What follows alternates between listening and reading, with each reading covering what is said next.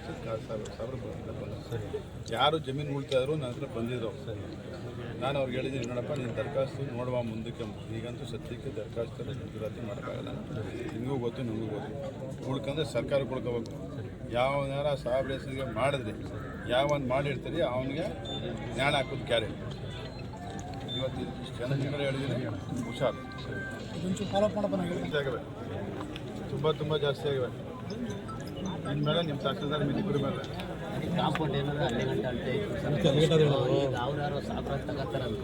ಗಂಟೆ ಹಿಂದೆ ಅಳತೆ ಮಾಡಿ ಕಾಂಪೌಂಡ್ ಯಾವನ್ ಅಳತೆ ಮಾಡ್ತಾನೆ, ಯಾವನ್ ಮಾಡ್ತಾನೆ, ಯಾವನ್ ಸರ್ವೆ ಅವ್ನು ಕೇಳು. ಸರ್ಕಾರಿ ಜಮೀನ ವಿರೋಧ ಬರ್ಕೊಡಕ್ಕೆ ಇದು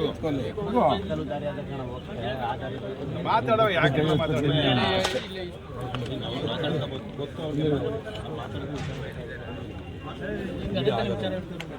ಕಾಂಪೌಂಡ್ ನೋಡೋದು